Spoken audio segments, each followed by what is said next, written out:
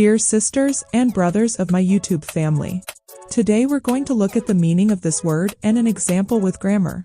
The word is chastise. Chastise. Chastise means punish. Synonyms of chastise are scold, correct.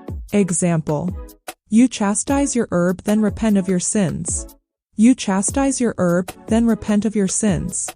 Here chastise is an verb. An verb is one of the 8 parts of speech. A verb is a word that expresses action, state of being, or a relation between two things in a sentence. Example: she is smiling in front of the audience. That aeroplane was flying above the clouds. Thanks for watching. I will be back with another video. Bye!